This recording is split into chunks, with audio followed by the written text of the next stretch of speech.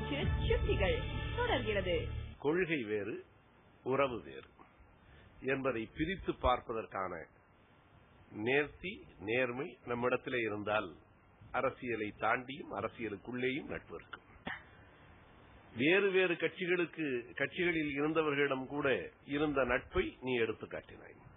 ஒரே கட்சியில் இருக்கிறவர்களிடமே பகை மிஞ்சி இருக்கிறது என்பது இன்றைய நடப்பாக இருக்கிறது.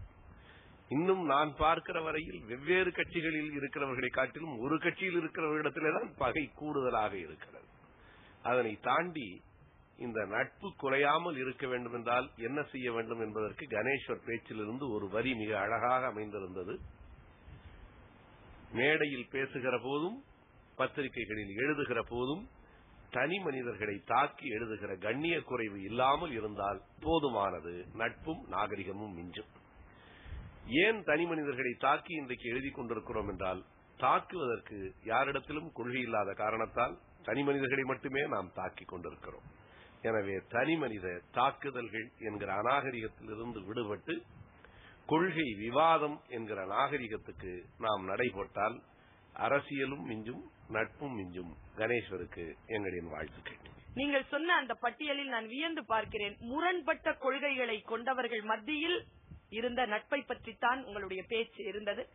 கொள்கைகள் முரண்பட்டு இருந்தாலும் வாழ்க்கையில் உறவு என்பது எந்த அளவிற்கு இறுக்கமாக இருந்து நம்முடைய முன்னோர்கள் நமக்கு வழிகாட்டி இருக்கிறார்கள் என்கின்ற அந்த பக்கத்திலே உங்களுடைய பேச்சு போய்கொண்டே இருக்கின்ற பொழுது கடைசியில் எல்லோர் மனதையும் தொடுகின்றது போல் கொஞ்சம் முதியோர்களையும் தான் பின்பற்றி பார்ப்போமே என்கின்ற அந்த ஏக்கத்துடன் சொன்ன அந்த வார்த்தை எங்கள் மனங்களில் சிம்மாசனம் போட்டு உட்கார்ந்திருக்கிறது. கணேஸ்வர், வாழ்த்துக்கள். கணேஸ்வர், உங்களுடைய பேச்சு எந்த வகையிலும் குறையே காண முடியாத ஒரு பேச்சு. மிக அற்புதமாக நீங்கள் பேசினீர்கள். நட்பு என்பது இன்றைக்கு அரசியல் உலகத்தில் நலிவுற்று கிடக்கிறது. அது நோய்படுக்கையில் இருக்கிறது என்பதுதான் மறுக்க முடியாத உண்மை. கருத்துக்களை மீறி ஒருவர் மீது ஒருவர் அன்பு செலுத்த வேண்டும் என்றால் அண்ணாவை மீறி இன்னொருவர் ஒரு வாசகத்தை வைக்கவில்லை. மாற்றான் தோட்டத்து மல்லிகைக்கும் மனம் உண்டு என்கிற ஒரு வாசகம் இருக்கிறதே, அதுதான் அரசியல் உலகத்தில் நட்பை பராமரிப்பதற்கான நல்லடையாளம். அதை மீறி ஒன்றும் கிடையாது. முன்பெல்லாம் மேடைகளில் தனிநபர் விமர்சனங்களே இருக்காது. சுபவியும் நானும் சின்னஞ்சிறு பிள்ளைகளாக மேடை பேச்சுகளை கேட்கிற பொழுது திராவிட இயக்கமும் சரி காங்கிரசும் சரி ரொம்ப தரம் தாழ்ந்த தனிநபர் விமர்சனங்களை செய்ய மாட்டார்கள். உனக்கு தெரியாது, நான் சொல்கிறேன். திராவிட முன்னேற்ற கழகத்திலிருந்து சம்பத் அவர்கள் வெளியே வந்து தமிழ் தேசிய கட்சியை தொடங்கினார். அண்ணாவை வாய் மணக்க நெஞ்சு மணக்க நாமணக்க பாராட்டி பேசியவர் தன்னுடைய சித்தப்பாவாக இருந்த பெரியாரையே மறுதளித்து விட்டு வெளியே அண்ணாவோடு வந்தவர் சம்பத். ஆனால் அந்த சம்பத் அண்ணாவிடமிருந்து வேற்றுமை கொண்டு வெளியே வந்தார். வெளியே வந்த பிறகு அண்ணாவை பற்றி விமர்சிக்க வேண்டிய ஒரு தருணம் வந்தது. அப்பொழுது சம்பத் பேசினார். நான் காதார கேட்டவன் அதை. சம்பத் சொன்னார், அண்ணா பொய் சொன்னார் என்று நான் சொல்ல மாட்டேன், உண்மைக்கு புறம்பாக பேசி இருக்கிறார் என்றார். ரெண்டும் ஒன்றுதான். ஆனால் பொய் சொன்னார் என்று சொல்வது கூட வன்மையான ஒரு தாக்குதலோ என்று நினைத்து உண்மைக்கு புறம்பாக பேசுகிறார் என்று சொல்கிற அந்த மென்மையான அணுகுமுறை இருக்கிறதே, அந்த அணுகுமுறை இருக்கிற வரையில் நட்பு செழிக்கும். ஒரு அரசியல்வாதிக்கும் இன்னொரு அரசியல்வாதிக்கும் இடையே விழுந்திருக்கிறதே, இந்த சுவர் தகர்க்கப்பட வேண்டும் என்றால் மாற்றான் தோட்டத்து மல்லிகைக்கும் மனம் உண்டு என்ற அண்ணாவின் வாசகம் 1000 முறை நினைவுபடுத்தப்பட வேண்டும். ரொம்ப அற்புதமான பேச்சு, மகிழ்ச்சி.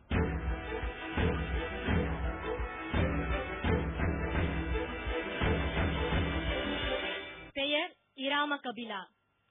கூடியுள்ள அனைவருக்கும் கரம் குவித்து சிரம் தாழ்த்தி தருகின்றேன் பணிவான வணக்கங்கள். அரசியலும் பண்பாடும். அரசியல் பண்பாட்டை இழந்து விட்டது, பண்பாட்டிலோ அரசியல் கலந்து விட்டது. இதுதான் இன்றைய நிலை.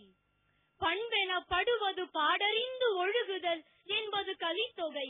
ஆனால் இன்றைக்கோ பண்பெனப்படுவது நாடறிந்து நழுவுதலாகத்தான் இருக்கின்றது. பண்பட்ட மனித உள்ளங்களில் பிறப்பது பண்பாடு. பண்பட்ட மனதால் தான் பகைவரையும் நேசிக்க முடியும். அவன் வாழ்வை திறந்த புத்தகம் சுதந்திரமாய் வாசிக்க முடியும். ஆனால் இந்த பண்பாடு இன்றைய அரசியலில் படும்பாடு பெரும்பாடு. நம் அரசியல் வரலாற்றில் பட்டினியால் துவண்ட போதும் பொது பணத்தை தொட்டுவிடாத நேர்மை, உறவுகளை உள்ளே விட்டு வரவுகளை பெருக்க வழி தேடா வாய்மை, நட்பையும் கொள்கையையும் பகுத்தறிய தெரியும் பக்குவம், எதிரியையும் ஏற்றுக்கொள்ளும் மன தெளிவு, எந்த நிலையிலும் மாறாத எளிமை என வாழ்ந்த பண்பட்ட தலைவர்கள் பலர் உண்டு. காந்தியத்தை காதலித்து, காந்தியத்தை கைப்பிடித்து, காந்தியத்திற்காகவே வாழ்ந்து காந்திய நாளிலேயே கண்மூடியவர் கர்ம வீரர் காமராசர். எந்த நிலையிலும் மாறாத அவரது எளிமை பண்பை இனிய கவிதையாக்கி தருகிறார் கண்ணதாசன். சொந்தம் என்று ஏதுமில்லை, துணை இருக்க மங்கை இல்லை, தூயமணி மண்டபங்கள் தோட்டங்கள் ஏதுமில்லை, ஆண்டியின் கையில் கூட ஓடிருக்கும் உனக்கு அதுவும் இல்லையே. ஆண்டிக்கும் எளிமையாய் வாழ்ந்த அந்த அரசியல்வாதிதான் இன்றைக்கும் நம் மனதில் அரசனாய் வீற்றிருக்கின்றான். 5 அப்பங்கள் 2 மீன்களை கொண்டு 5000 நபர்களுக்கு உணவு படைத்தார் இயேசு என்கிறது பைபிள்.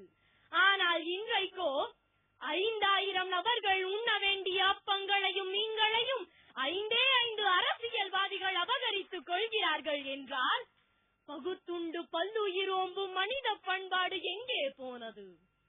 நட்பையும் கொள்கையையும் பகுத்தறிய தெரியும் பக்குவமும் உறுதிப்பாடும் அன்றைய அரசியலின் பண்பாடாயிருந்தது. ஆனால் இன்றைக்கோ யாருக்கு யார் எப்போது எதிரியாவார், இப்போதே நண்பனை போல் நடித்துக் கொண்டிருக்கும் நல்லவர்கள் யார் யார் என நடுங்கிச் சாகிறது அரசியல் நெஞ்சம். எடுக்கவோ கோர்க்கவோ என நட்பில் இருந்த நம்பிக்கை கெடுக்கவோ பிரிக்கவோ என தடமாறி போனது தமிழகத்து அரசியல். சாதாரண பயணியாய் பேருந்துகளில் பயணித்த அதிசய மனிதர் அமைச்சர் கக்கன். ஆற்றோடு பிணமே போனால் அதுவல்ல நீச்சல்வர். பிறருக்காகவே வாழுகிற வாழ்க்கை, தன்னல மறுப்பு, இவைதான் பொது வாழ்வில் காந்தியம் வளர்த்தெடுத்த பண்புகள். தமிழனின் நலனுக்காக பாடுபட்ட கலைஞர் அவர்கள் கள்ளக்குடியிலே கைது செய்யப்பட்டு எங்கள் தெற்கு சீமையாம் பாளையங்கோட்டையில் சிறைவாசம் கண்டவர்.